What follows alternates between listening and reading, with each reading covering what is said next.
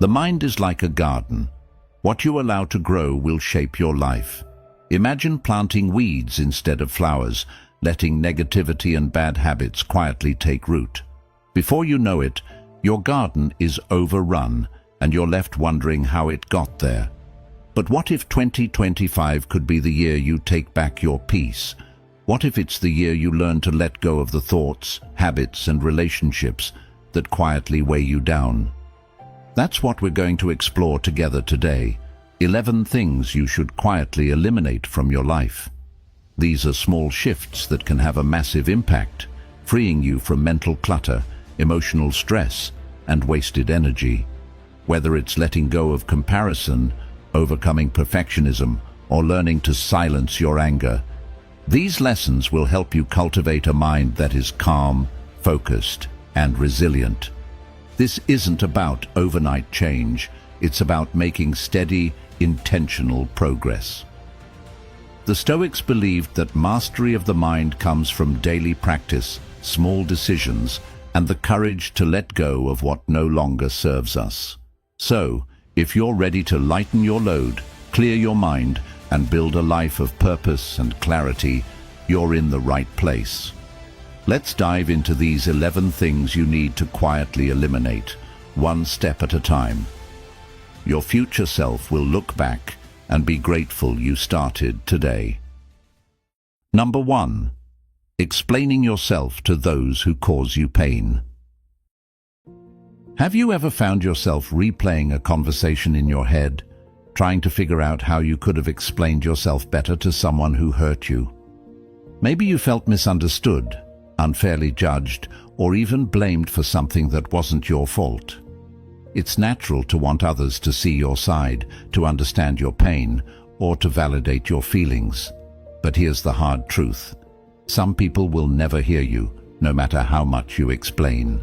Stoic philosophy reminds us that seeking external validation, especially from those who cause us harm, only traps us in a cycle of frustration and disappointment. Why? Because their understanding, or lack of it, is completely outside your control. The great Stoic Epictetus taught that we should focus only on what is within our power, our thoughts, our actions, and our responses. Everything else, including how others perceive or treat us, is beyond our reach. So when you find yourself trying to justify your actions or your pain to someone who has already shown they aren't listening, you are giving them a piece of your peace. You're handing over control of your emotional well-being. And for what? A hope that they'll change their mind or offer you the validation you think you need. But the truth is, their inability to understand you says more about them than it does about you. Stoicism teaches us to let go of this need to be understood by others, especially those who bring us pain. Instead of seeking their approval, we should turn inward and focus on our own integrity. Ask yourself, am I acting in line with my values? Am I being true to myself? If the answer is yes, then that's all the validation you need. You don't owe explanations to people who hurt you. They have already shown you that their perspective is flawed and their judgment does not define your worth. By freeing yourself from this need to justify or explain, you reclaim your energy and focus. Imagine what you could achieve if you stopped giving so much power to people who don't deserve it. Instead of ruminating over what you could have said, use that time to heal, to grow, and to reflect on what truly matters, your peace of mind. Marcus Aurelius, another great Stoic philosopher, reminded us, "You always own the option of having no opinion. There is never any need to get worked up or to trouble your soul about things you can't control." And you can apply this same principle here. There's no need to waste your emotional energy explaining yourself to those who have already caused you harm. This doesn't mean you suppress your feelings or pretend that you're not hurt. It's okay to feel pain, anger, or disappointment. But instead of directing those emotions toward someone who cannot or will not listen, direct that energy toward yourself, toward healing, understanding, and moving forward. Let your actions speak for themselves. Let your growth and your peace be the ultimate response.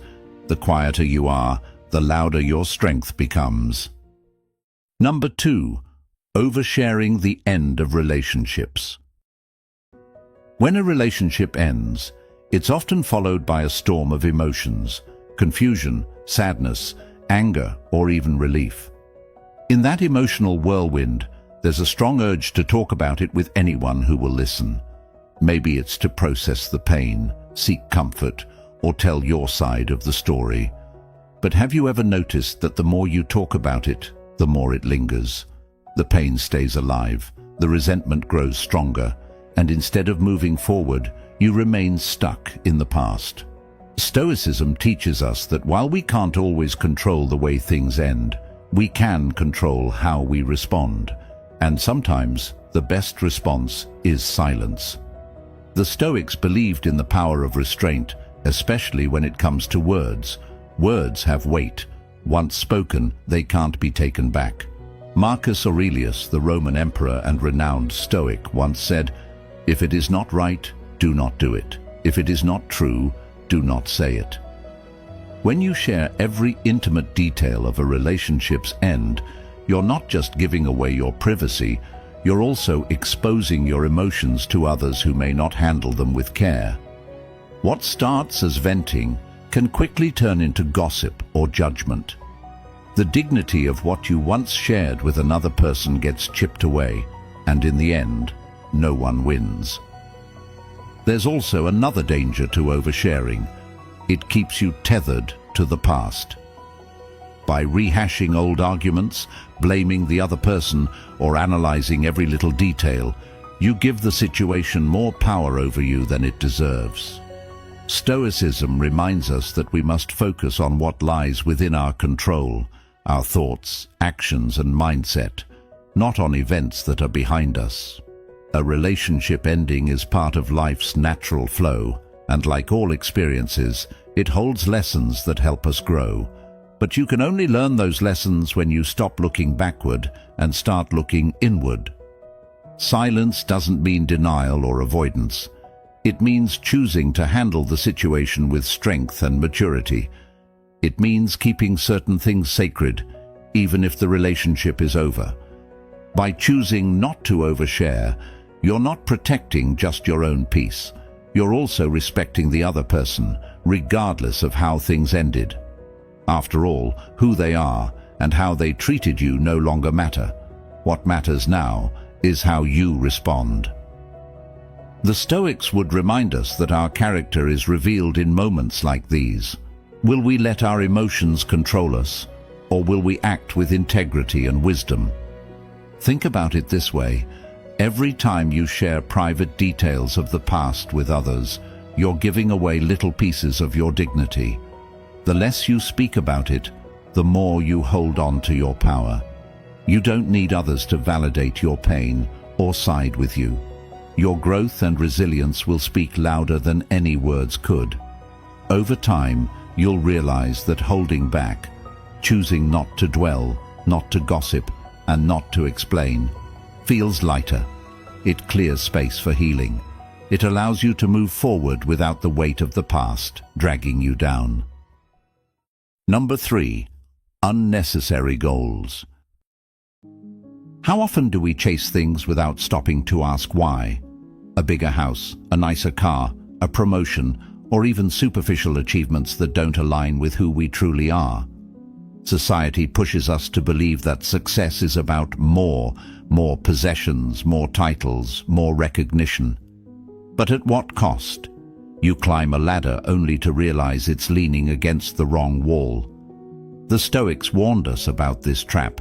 They believed that a meaningful life isn't about pursuing everything, but about pursuing the right things, the things that add genuine value to our lives and align with our principles.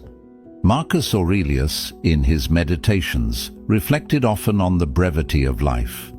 He wrote, "You could leave life right now. Let that determine what you do and say and think. Time is our most precious resource. Every moment we spend chasing unnecessary goals, things that don't fulfill us, things that we pursue simply to keep up with others, is time we can never get back. Picture your life as a finite canvas.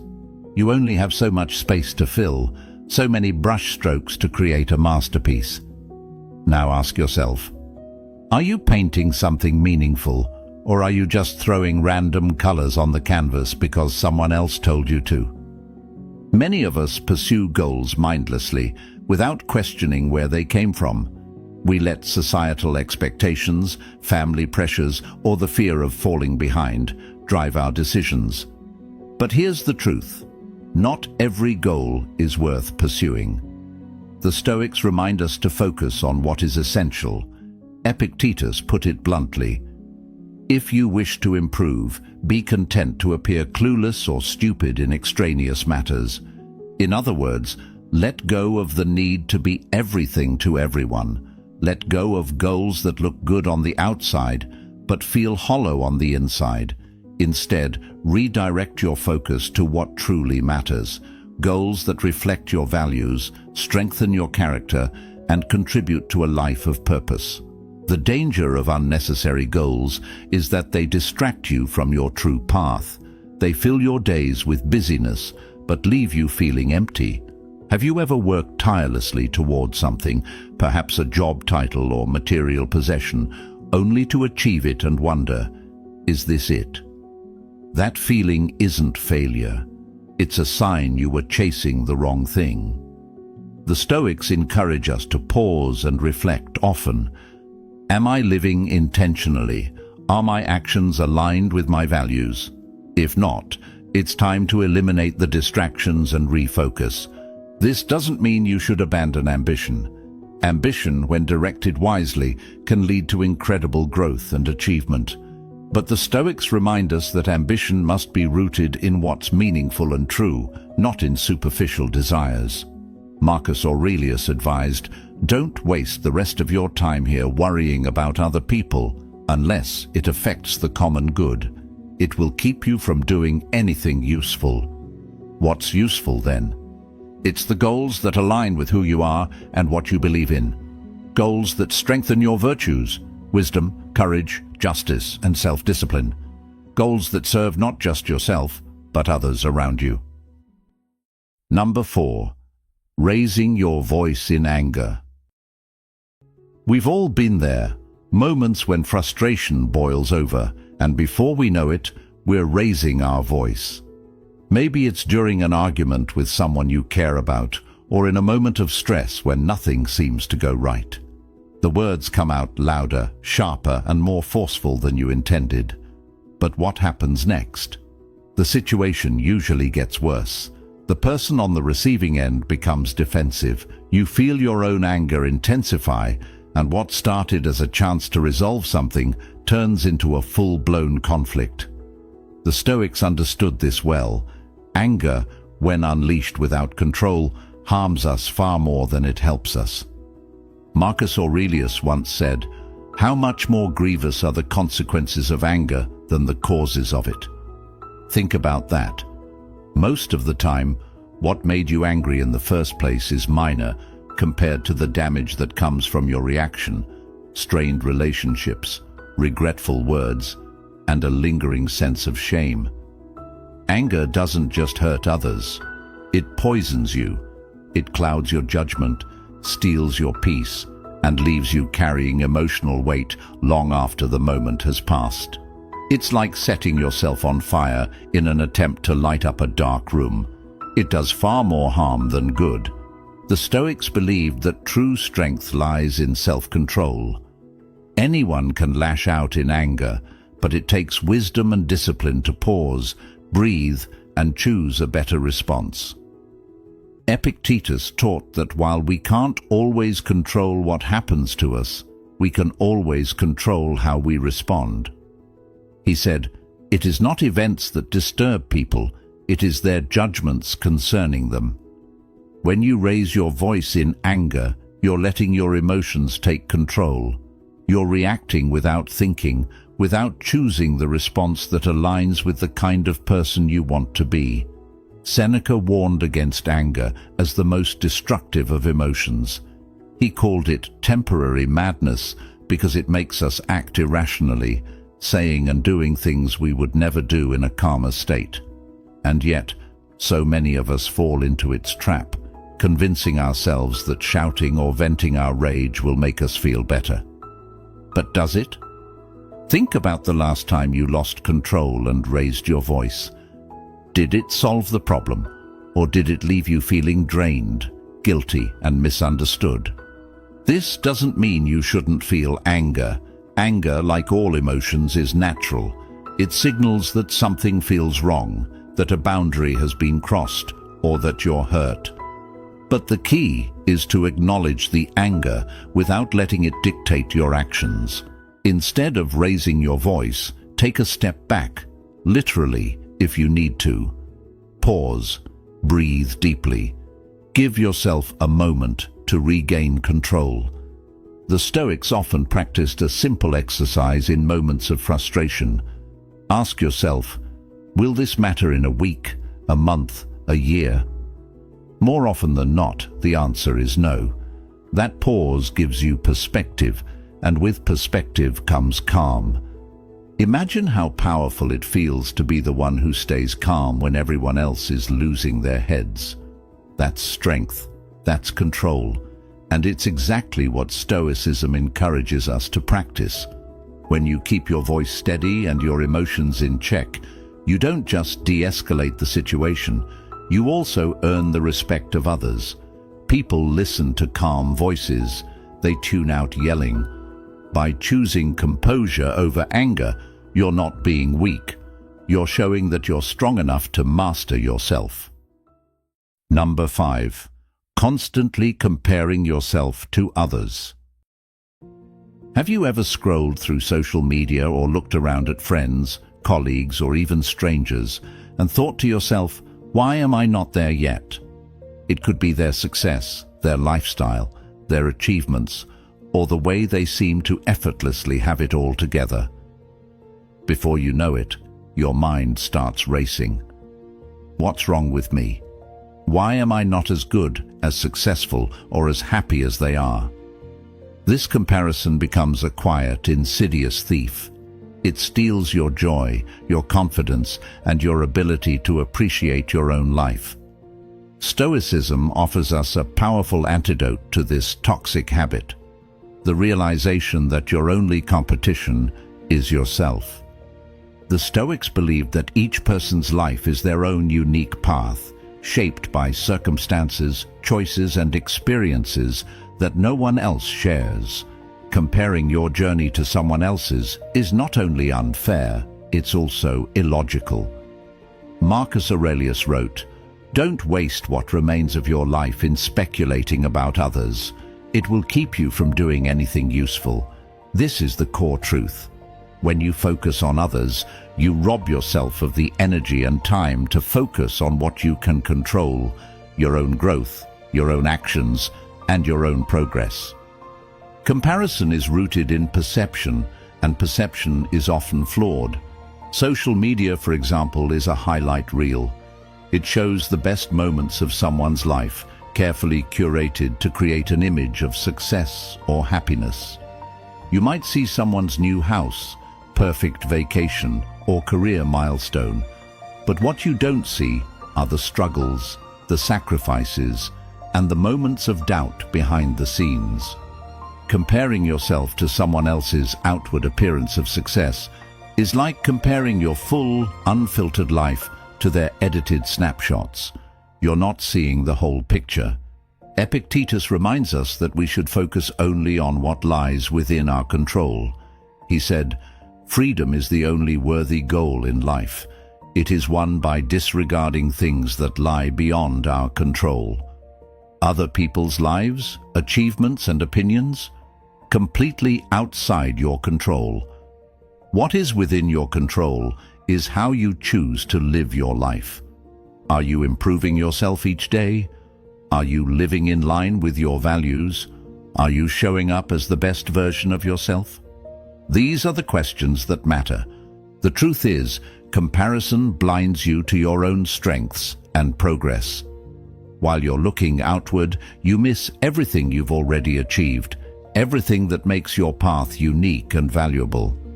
Imagine climbing a mountain but constantly turning your head to look at someone else's path. You lose sight of your own footing, your own direction, and the incredible progress you've already made. The Stoics teach us to keep our eyes on our own path and to find satisfaction in our efforts, not in how we measure up to someone else. It's also important to remember that everyone's timeline is different. Someone might reach a particular milestone earlier than you, but that doesn't diminish your path or your potential. Life isn't a race. It's a process of growth, learning, and discovery. By comparing yourself to others, you're measuring success by their standards, not your own. The Stoics would encourage you to define your own version of success, one rooted in your values, your progress, and your sense of purpose. That's where true fulfillment comes from. Number 6. Mindless use of social media. Have you ever picked up your phone just to check one notification and suddenly an hour has disappeared? You don't even remember what you were looking at: videos, posts, random updates, and yet somehow you feel drained. Not refreshed, not inspired, but empty. It's almost like time slipped through your fingers without you realizing it. This isn't just a modern problem.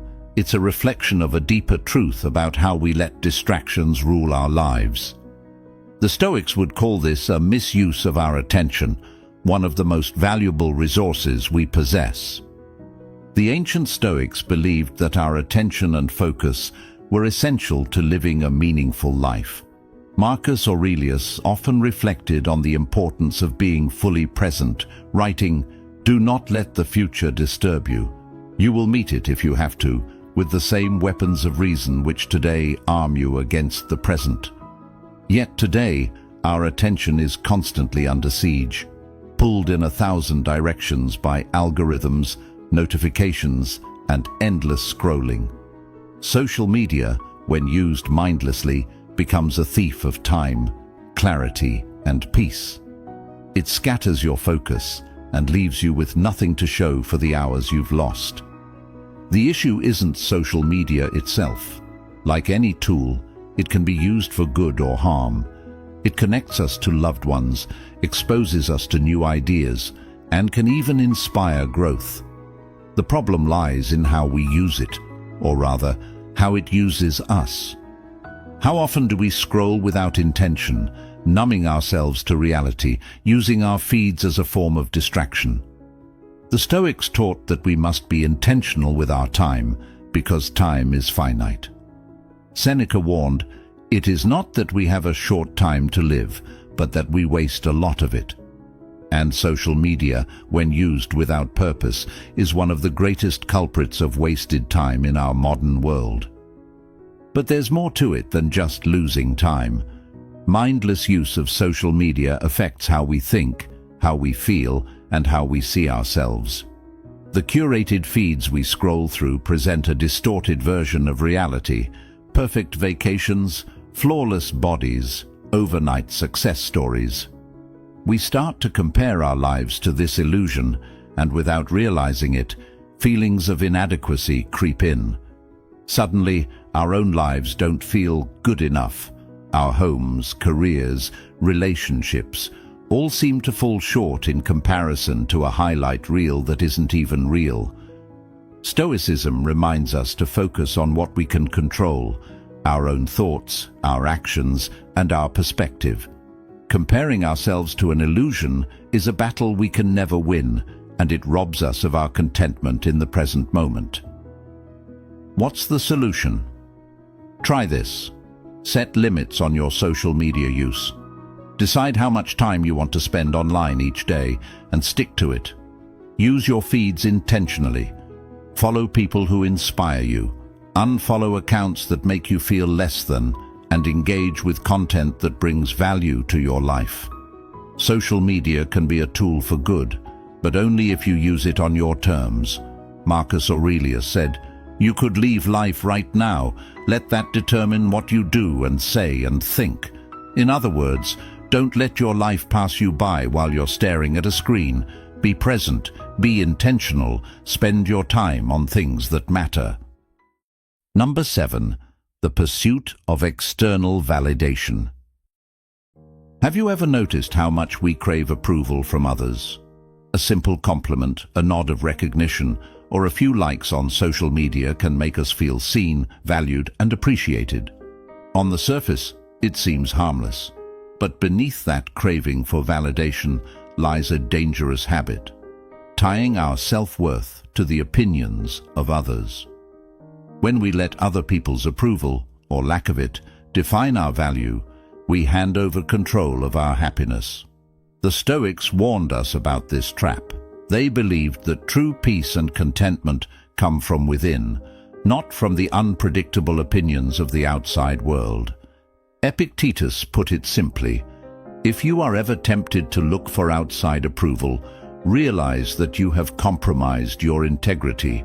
If you need a witness, be your own. What does that mean? It means you don't need someone else to tell you that you're good enough, smart enough, or worthy enough. Your actions, your choices, and your values should speak for themselves. Seeking external validation is like chasing a moving target.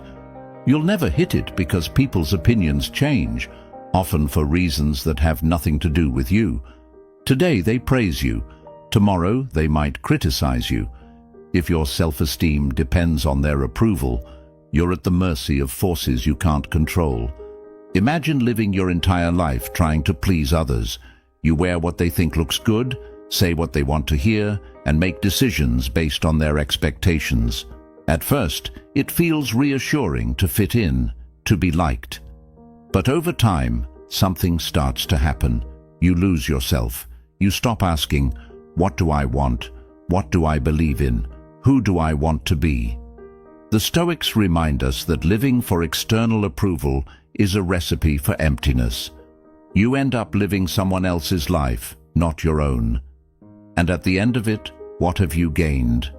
The approval of others at the cost of your own authenticity.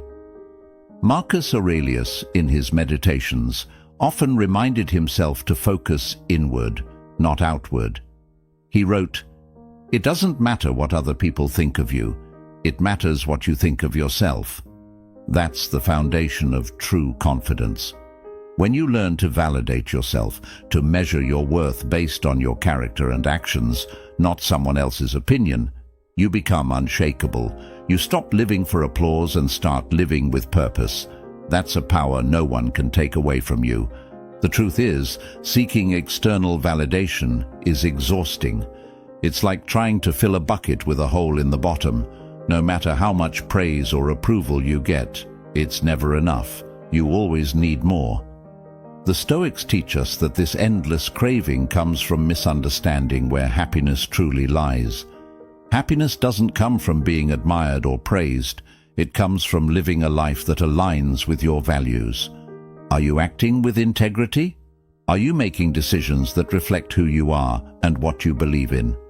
If the answer is yes, then that's all the validation you need. Number 8. Perfectionism. Have you ever put off starting something because you weren't sure you could do it perfectly? Or maybe you finished a task but couldn't stop obsessing over the tiniest flaws no one else would even notice. Perfectionism can feel like a noble pursuit. After all, who doesn't want to do their best? But in reality, perfectionism isn't about excellence. It's about fear. Fear of failure, fear of judgment, and fear of not being good enough. Instead of helping us succeed, it keeps us paralyzed, overwhelmed, and endlessly dissatisfied. The Stoics understood this deeply. They remind us that striving for perfection is not only unrealistic, it's a recipe for unhappiness. The Stoic philosopher Seneca warned us about the dangers of perfectionism when he said, "While we wait for life, life passes us by." Perfectionism tricks us into believing we need to wait for the perfect moment, the perfect plan, or the perfect conditions to act. We convince ourselves that if we can't do something flawlessly, it's not worth doing at all. But while we're waiting for perfection, opportunities slip through our fingers and life moves forward without us. The truth is, perfection is an illusion. It's unattainable. And when you chase it, you miss out on the beauty of progress and growth. Think about this. Perfectionism doesn't move you forward. It keeps you stuck. You hesitate to take risks, afraid of getting it wrong. You spend hours or even days reworking something that was already good enough, draining yourself in the process. And when you inevitably fall short of perfection, because we all do, you don't see your effort, progress, or growth. All you see is failure. The Stoics would remind us that this mindset is not only unhealthy, it's unwise. Marcus Aurelius wrote, "Do not be ashamed of mistakes and thus make them crimes." In other words, mistakes are part of life. They're opportunities to learn, to grow, and to improve, not something to fear or punish ourselves for. Perfectionism also robs us of joy. Instead of appreciating what we've accomplished, we fixate on what's missing or what could have been better. We overlook our progress and dwell on imperfections, as if anything less than perfect is worthless. But the Stoics teach us that our focus should be on effort, not outcomes. Epictetus said, "The chief task in life is simply this, to identify and separate matters so that I can say clearly to myself which are externals not under my control and which have to do with the choices I actually control." You can't control whether something turns out perfectly, but you can control your effort, your attitude, and your willingness to try. That's where true growth lies. So how do we let go of perfectionism? It starts with embracing imperfection as part of being human. The Stoics believed that life is a constant process of growth and learning. No one is perfect, and no one will ever be. But if you show up, do your best, and keep moving forward, you're living in alignment with the principles of Stoicism. You're choosing progress over paralysis. You're choosing to focus on what you can control, your effort, your integrity, and your willingness to learn from mistakes. Letting go of perfectionism doesn't mean settling for mediocrity. It doesn't mean you stop caring or stop striving to improve. It means you recognize that good enough is often exactly what's needed, and that progress matters far more than perfection. It means you give yourself permission to start, even if it's messy, to try, even if you might fail, and to celebrate what you did accomplish, rather than focusing on what you didn't. Number 9. Holding on to unrealistic expectations. How often do we find ourselves frustrated because reality didn't match the version we created in our minds? We expect people to act a certain way, life to unfold according to our plans, and circumstances to always work in our favor. But when things don't go as imagined, disappointment, anger, and resentment creep in. It's like expecting the wind to blow only in the direction we want, completely out of our control. The Stoics would say this frustration isn't caused by life itself, but by our attachment to unrealistic expectations. We suffer not because the world fails us, but because we expect it to conform to our wishes. At the heart of Stoic philosophy lies a simple truth. We can't control external events, but we can control how we respond to them. Epictetus once said, "We are disturbed not by things, but by the views we take of them." Think about that. It's not what happens that causes us pain, it's our expectation of what should happen. We expect someone to treat us with kindness, but they don't. We expect success to come easily, but it doesn't. We expect life to be fair, but it rarely is. The result?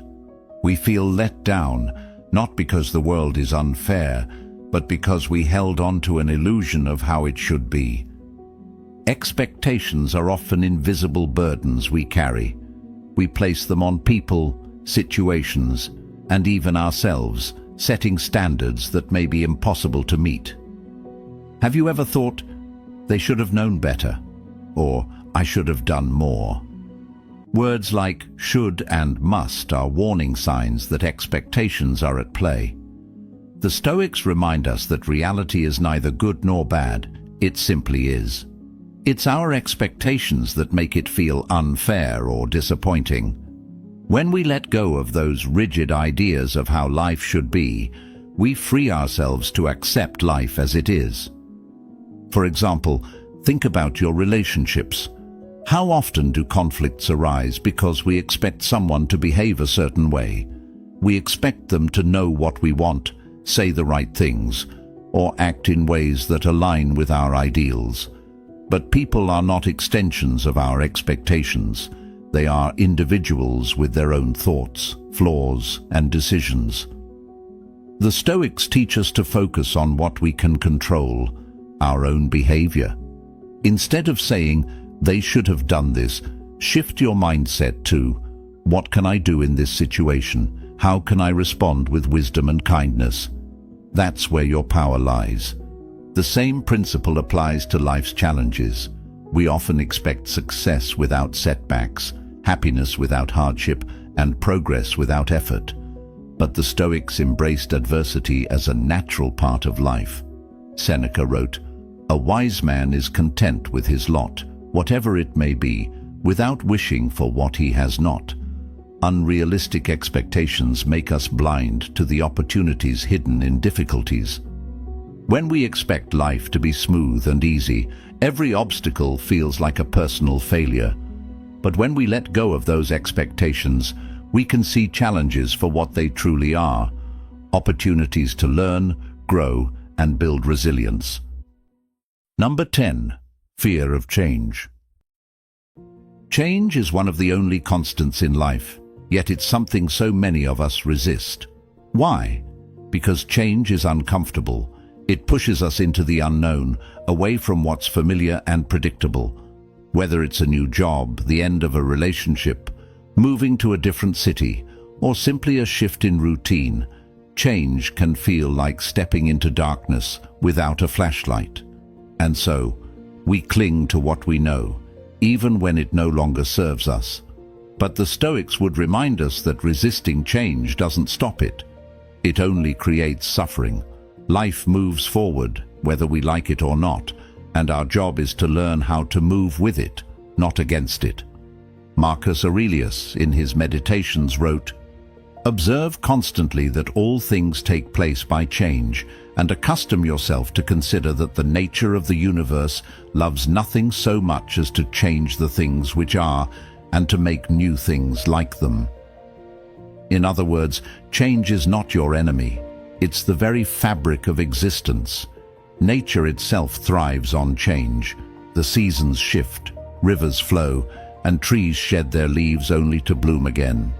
Life, like nature, is fluid. To fight against change is to fight against life itself. The Stoics understood this deeply and embraced change as a natural and necessary part of growth. The fear of change comes from our attachment to the familiar. We convince ourselves that where we are or how things are is good enough, even when we're dissatisfied or stagnant. Why? Because the unknown feels risky. What if things get worse? What if I fail? These questions, rooted in fear, trap us in situations that no longer align with our values, goals, or growth.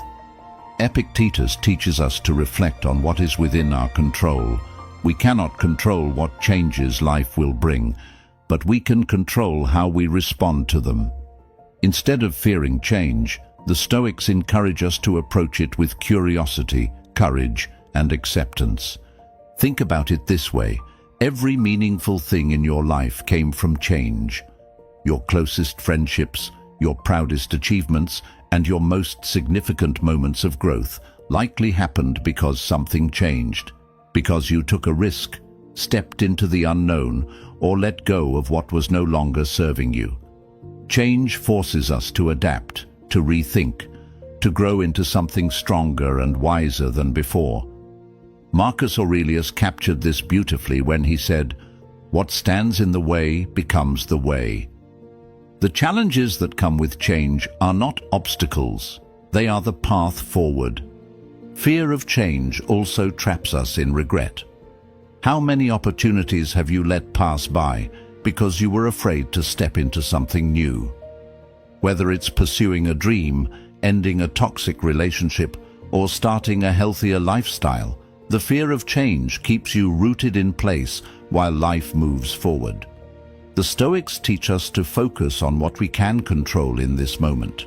You can't predict the future, but you can take action right now, and by doing so, you break free from fear's grip and take back control of your life. Number 11. The harmful effects of gossiping. Have you ever walked away from a conversation feeling uneasy, like you've chipped away at your own integrity without even realizing it? Maybe you were part of a discussion that drifted into gossip, talking about someone else's personal life, their mistakes, or spreading information that wasn't yours to share. At the time, it might have felt harmless, even entertaining, but afterward, you can't shake that subtle sense of guilt. That's because gossip doesn't just harm the person being talked about, it harms you as well. The Stoics understood this truth. The words you speak reflect the quality of your character, and when you engage in gossip, you're not just tearing others down, you're also undermining your own moral foundation. The Stoics valued self-discipline, and that extends to how we use our words. Words are powerful. Once spoken, they can't be taken back, and their impact can ripple far beyond what you intended. Seneca reminds us, "Speech reflects the soul. As a man speaks, so is he." What you say about others says far more about you than it does about them. When you gossip, it reflects a lack of control, a willingness to judge, and a focus on others' flaws instead of your own growth. The time and energy spent tearing someone else down could be used to improve yourself, to strengthen your character, and to pursue something meaningful. Gossip also feeds into negativity and pettiness. It's easy to fall into this trap. It often starts with curiosity or a small comment, but once it begins, gossip spreads like wildfire. Before you know it, a single rumor turns into a distorted version of the truth, causing unnecessary pain, misunderstandings, and conflict. The Stoics taught us to avoid actions that lead to harm, not just for others but for ourselves. Engaging in gossip disrupts your peace of mind. It creates a sense of chaos and distraction, pulling you away from your purpose and your ability to act with integrity. But why do we gossip in the first place? Sometimes it's a way to feel included, to bond with others through shared opinions or judgments. Other times, it's a result of insecurity. We focus on someone else's flaws to distract ourselves from our own.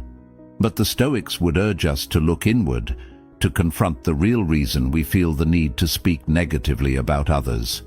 Marcus Aurelius said, "The best revenge is not to be like your enemy." If you see someone acting poorly, don't let that influence your own behavior. Instead of joining the cycle of negativity, choose to rise above it. Focus on your own values and the example you want to set. So how do you step away from gossip? It starts with awareness. The next time you're in a conversation that begins to turn negative, pause and ask yourself, is this true? Is this kind? Is this necessary? If the answer is no, then it's not worth saying. Practicing this discipline doesn't just benefit others, it benefits you. You'll walk away from conversations with your integrity intact, knowing you chose to act with wisdom and kindness.